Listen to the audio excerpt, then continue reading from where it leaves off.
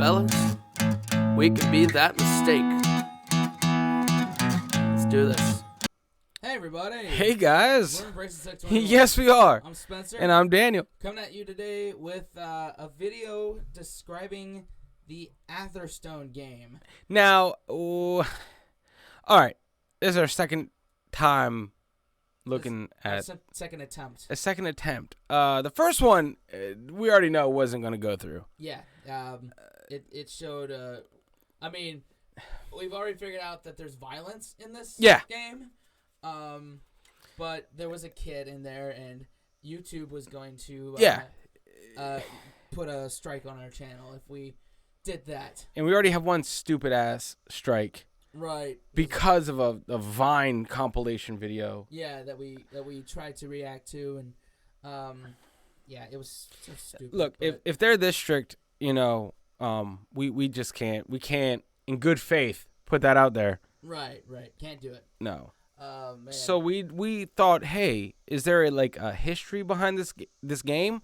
And so this is an official video. Yeah. We'll see if it gets through. We'll say this was highly requested under the cheese rolling video. Yeah. It's one of the main reasons we're checking this out. Is because y'all wanted it. And we're trying to do it. And if you're seeing this, we did it. We did the damn thing. Let's do it. Let's get it. The Atherstone ball game has one main rule: don't kill anybody. It's a rule that goes without saying in most sports, but in this case, you can see why it's probably necessary to have it in there somewhere.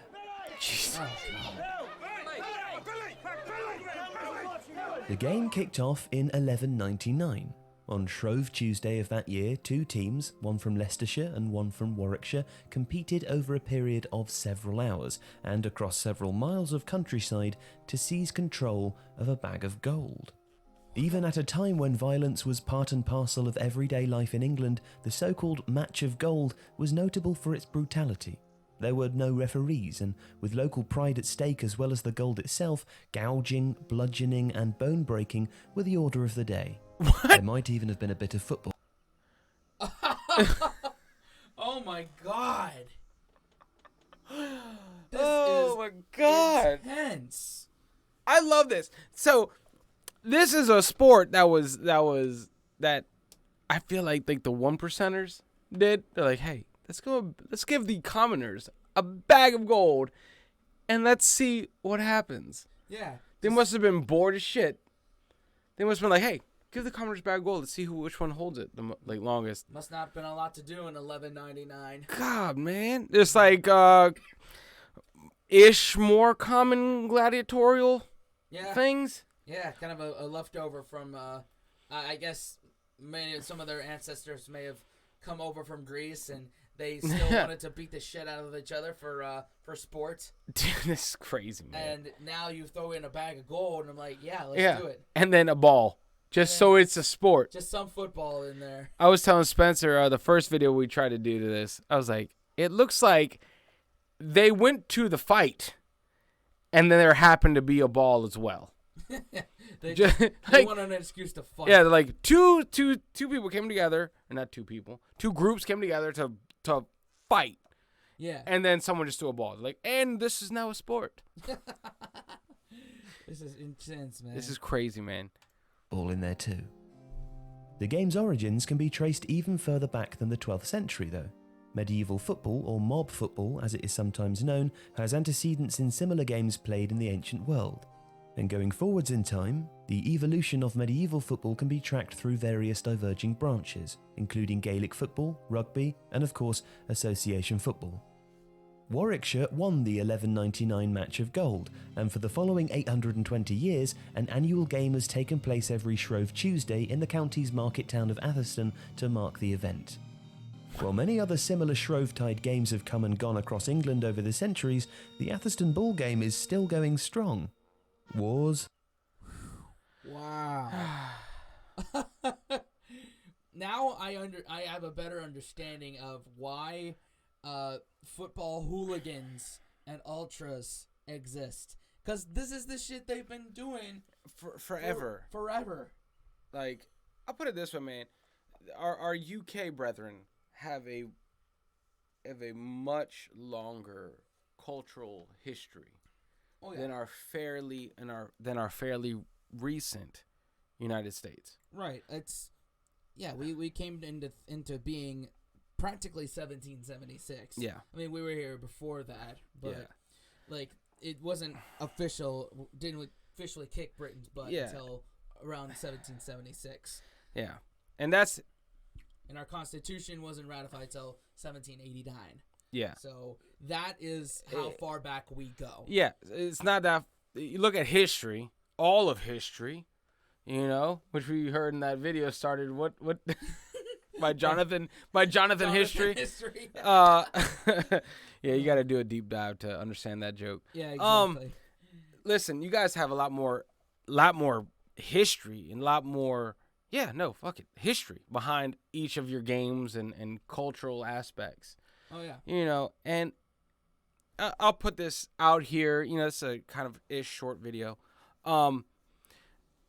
I like that we are sticking to weird random sports and also global sports, music and comedy. Because to me, that is what makes culture. Yeah. Without diving into culture, guys. Right. Music, sports, comedy, and food. I mean, food is culture too. Right. Yeah. Like one day we'll get to that. Yeah, but it's I kind of I don't want us to go too far into the, you know what I mean. I want to stay away from politics as much as possible. Oh yeah. Politics is not fun. Mm-hmm. It's always opinionated. How did we get to that? It's a rant. Let's go. Social upheaval and the foot and mouth crisis of 2001 have all failed to cause a break in its bloody 820-year streak. Wow. The Highways Act of 1895 was introduced in part to put a stop to ball games being played in public streets. The locals in Atherstone didn't seem to pay it any heed, however. It's become such a part of local identity that one former mayor has said, "The ball game is Atherstone. Without it, there is not a town."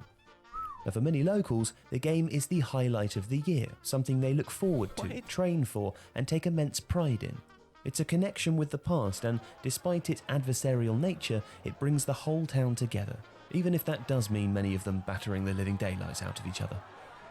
Now, there have, over the years, been a few changes to how the game is played, including the addition of the no-killing rule. Instead of a bad... Hold on. I like including the addition of the no-killing rule. Oh, man, we can't kill anybody anymore. Taking all the fun out of the game. Jesus Christ. Okay, hold on. I need a second here. I love that there is a no-killing rule. Hey, by the way, murder, that thing? Yeah, don't do that. And it's a no-killing rule, not do not murder someone else rule. Yeah, don't murder someone. I like how that's a rule in a game, not like, hey, part of just regular society, don't murder. Oh, also, don't kill. Yeah, don't kill people. Don't do it. Bag of gold, a large leather ball is used nowadays. Because of the damage it sustains during the match, not to mention the bloodstains it usually ends up being spattered with, a new ball is custom made each year. That's sanitary. Perhaps the biggest change to the game since its early medieval incarnation is that play is restricted to Atherstone's Long Street in an attempt to prevent the ball being thrown or kicked into the nearby Coventry Canal. The modern game begins at 3 p.m, with the ball being thrown from an upper window of Barclays Bank on Long Street. In recent times, the person who throws out the ball has been a specially invited guest of honour. In 2019, it was former Aston Villa manager Brian Little. The game lasts for 2 hours. In its early stages, it's relatively sedate, with the ball being lofted up and down the street by players, including children. There are also side games, like prizes for getting hold of one of the ribbons attached to the ball at the beginning of play. But as the game heats up, it turns into a no-holds-barred mass brawl. After about an hour, factions start to form, with different groups duking it out for possession of the ball. Players, who number in their hundreds, throw punches, kicks and elbows and use the boarded-up shop windows as launch pads for flying tackles and surprise attacks. The local police look on in bemusement as the norms of the 21st century are momentarily put on hiatus in the name of something more primal, brutal, and chaotic. In its final... Oh my god. Dude, you guys are intense, man. Ugh. But you know what, though? I bet this game prevents this from happening all the time. Yeah, I bet this gets a lot of shit out. Mm-hmm. I bet this gets a lot of shit out of the woodwork. Yeah. I think we need something like this. Like a lesser version of The Purge. Right. Or the Hunger Games or whatever. Yeah. Triwizard Tournament. It's just one day where everybody just gets to beat the shit out of each other. Man. And we don't even need a ball. Just beat the shit out of each other. Yeah. It's all in good fun. Yeah. No murdering. Yeah, exactly. We'll stress the no murdering rules, especially to those that come from Baltimore. You know, leave if this shit happens here, metal detectors all over the place. Yeah. No guns allowed. Right. Fists and feet. Yeah. Do it. Tell that also to Rockingham County too. Yes. Yeah, my hometown. Golly. This is intense, man. Final minutes, the game reaches fever pitch as the team in possession desperately battles to cling on, while their riled up opponents do their best to prize the ball out of the scrum. And then, when the whistle blows at 5 o'clock, it's all over, and whoever is in possession of the ball wins. The crowds disperse, the shops are reopened, and the blood is washed from the pavement. The winner in 2019 was, for the 4th time, local Jonathan Slesser. Why does he compete? He told a reporter after the game, "It's the ball game, innit? It's what we're here for." Simple. Good quote. Yep. Wow. This is crazy, man. This is like Spain's running of the bulls. Oh yeah. But what happens when if bulls and people could fight, this is what happens. Yeah.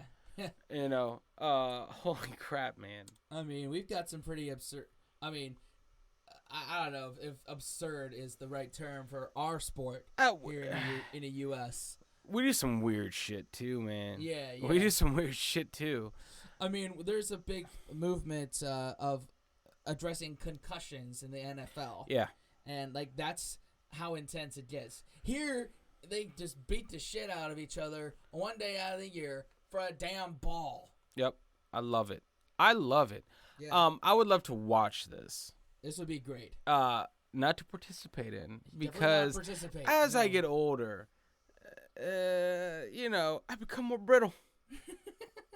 What are you talking about? You know, back in the day, take a punch, jump up, I'm invincible. Now take a punch, it's nap time. It's nap time, and I'm not gonna recover for like a week. You know, as good as you once was. Yeah, for real. Like, I'm as good once as whatever that is. As you ever was. As I ever was. But to this game, to the compilation, 2 thumbs up. Yes. It's a great combination. Yeah. I want us to keep diving down these random sports. Yeah, these weird British sports, or maybe weird anywhere other country sports. Anywhere. Yeah. We know our weird sports here. We've got. I would say the weirdest sport that I was into, oddly enough, Winter Olympics curling. Oh yeah, curling. Man, that shit. And I'm like, yeah, it's so weird. I'm into it. Anyway, this is great. Yeah. Keep commenting. Keep commenting. We would like to take a dive into some weird British sports. Yeah, man. We've done cheese rolling. We did the TT. And now we've done Atherstone. Atherstone. Yeah. But hey, listen, we wanted to give you the real YouTube version, but it wouldn't have gone through. Yeah, it wouldn't to you have gone guys. through, but no. We discussed it earlier. Yeah. But hopefully this will go through. Hopefully. And until next time, thanks for liking, commenting, subscribing, hitting the notification bell, sharing with your friends. Share with your friends. Wash your hands, scrub your toes, wipe your ass, blow your nose. And embrace the suck, guys. See you on the next one. Later, guys.